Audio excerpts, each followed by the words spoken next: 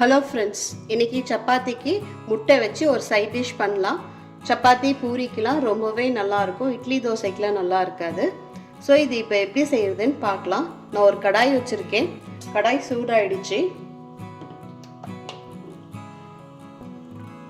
இதில் எண்ணெய் ஊற்றுறேன். நான் எண்ணெய் கொஞ்சம் சூடானதுக்கப்புறமா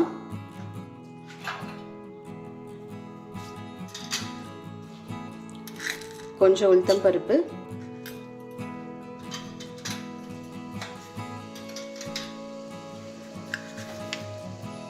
கொஞ்சம் கடுகு,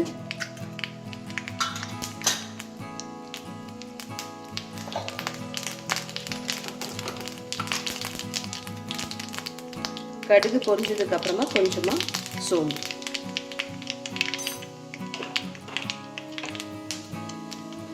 இதெல்லாம் சோம்பு வந்து கொஞ்சம் கலர் மாறினதுக்கு அப்புறமா கருவேப்பிலை, அப்புறமா பூண்டு இது எல்லாமே ஆட் பண்ணிட்டு, பூண்டு ரொம்ப சேர்க்கணும்னு அவசியம் கிடையாது.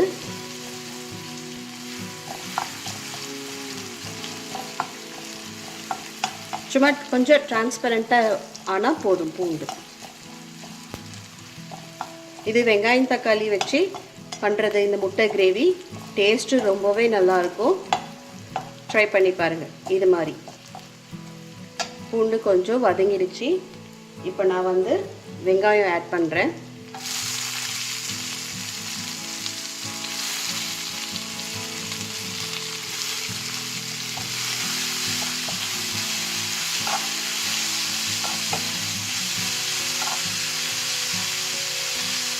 வெங்காயமும் ரொம்ப வதக்கணும்னு அவசியம் கிடையாது.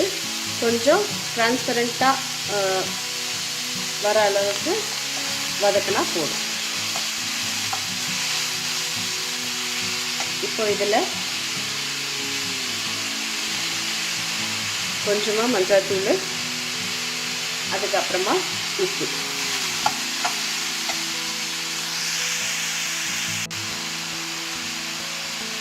தேவையான அளவு சால்ட் போட்டுக்கோங்க. போட்டு இது நல்லா வதக்கிக்கோங்க.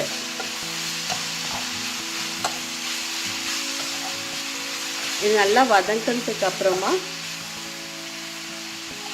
இது நல்லா ஃப்ரை ஆனதுக்கு அப்புறமா நம்ம வந்து தக்காளி ஆட் பண்ண போகிறோம். நீங்கள் வந்து மஞ்சத்தூள் வந்து வெங்காயம் வதக்கும் போது கொஞ்சம் மஞ்சத்தூள் ஆட் பண்ணிங்கன்னா உங்களுக்கு அந்த கிரேவிக்கு கொஞ்சம் கலர் நல்லாவே கொடுக்கும். மஞ்சத்தூளும் மிளகாத்தூளும் ஆட் பண்ணிங்கன்னா.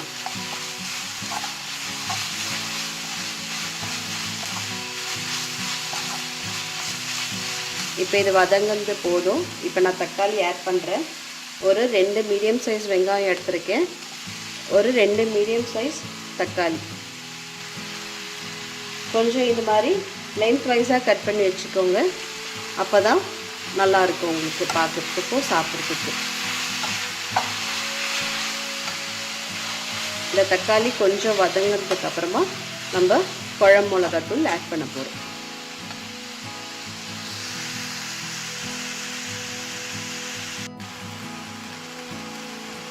இப்போ தக்காளி கொஞ்சம் வதங்கிடுச்சு. இப்போ குழம்பு மிளகாத்தூள் நான் காரத்துக்கு ஏற்ற மாதிரி போடுறேன். நான் வந்து ஒரு 3 ஸ்பூன் கிட்ட போட்டிருக்கேன். நான் போட்டு கொஞ்சமாக இது வந்து எண்ணெயில் வந்து இந்த மிளகாத்தூள் வந்து கொஞ்சம் ஃப்ரை ஆகணும்.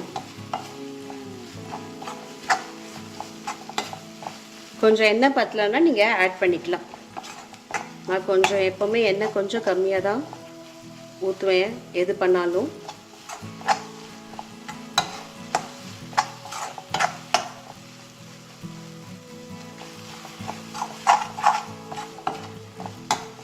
இப்போ இது நல்லா எல்லாமே மிக்ஸ் ஆகிடுச்சு. தக்காளி எல்லாமே நல்லா ஸ்மாஷ் ஆகிடுச்சு.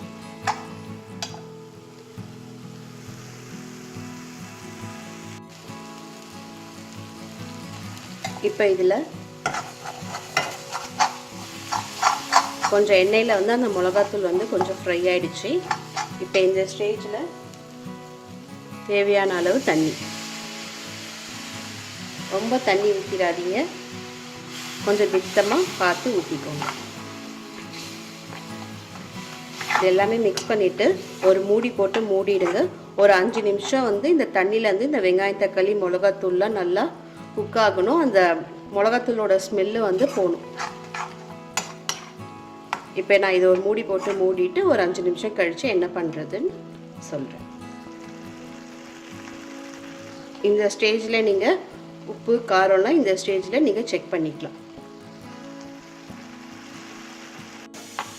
இந்த கிரேவி வந்து இப்போ வந்து ஒரு 5 நிமிஷம் நல்லா கொதிச்சிருச்சு. இப்போ நான் வந்து இதில் ஒரு முட்டை ஊற்றுறேன்.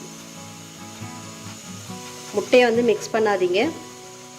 இந்த தக்காளி தொக்கில் அப்படியே ஒரு முட்டையை உடச்சி அப்படியே இது மாதிரி ஆட் பண்ணிக்கோங்க. உங்களுக்கு எத்தனை முட்டை வேணுமோ அத்தனை முட்டை ஆட் பண்ணிக்கலாம், உங்களுக்கு கிரேவிக்கு ஏற்ற மாதிரி. இப்போ 4 முட்டை உடச்சி ஊற்றிருக்கேன். இப்போ இதை வந்து கரண்டி போட்டு கலக்காதீங்க. இந்த முட்டை வந்து முழுசாக தான் இருக்கணும்.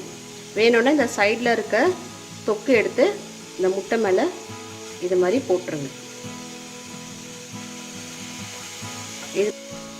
இது ஒரு மூடி போட்டு மூடிடுங்க. இந்த முட்டை வந்து நல்லா வேகணும். வெந்ததுக்கு அப்புறமா கொஞ்சம் பொறுமையாக திருப்பி போடணும். முட்டை வந்து உடையாமல் பார்த்துக்கோங்க. இப்போ நான் இது மூடி போட்டு மூடி ஒரு 10 நிமிஷம் கழித்து எடுக்க போகிறேன். 10 நிமிஷம் கழித்து நம்மளோட முட்டை ரெடி ஆயிடுச்சு. நீங்கள் வந்து மிளகாத்தூள் போட்டதுக்கப்புறம் தண்ணி ஊற்றுவோம். தண்ணி கொஞ்சம் இருக்கும் போதே நீங்கள் வந்து முட்டை உடச்சி ஊற்றிடுங்க.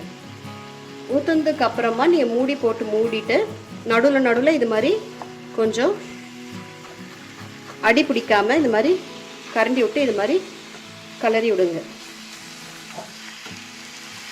அப்புறமா கொஞ்சம் நல்லா வெந்ததுக்கு அப்புறமா பொறுமையாக திருப்பி போட்டு நம்ம வந்து 10 நிமிஷம் கழித்து வேக வச்சு எடுத்தால் நம்மளோட முட்டை மசாலா ரெடி ஆகிடும்.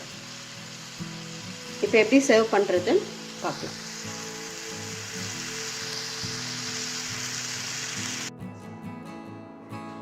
இப்போது நம்மளோட முட்டை மசாலா ரெடி ஆயிடுச்சு.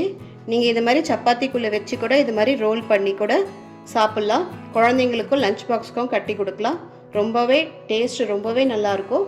ட்ரை பண்ணி பாருங்கள். உங்களுக்கு வேணும்னா நீங்கள் மேலே கொத்தமல்லி கூட போட்டுக்கலாம், அது ஆப்ஷனல் தான் உங்களுக்கு. ஸோ இந்த வீடியோ பிடிச்சிருந்தா like, share and subscribe. Next வீடியோவில் பார்க்கலாம். Thank you, take care, by.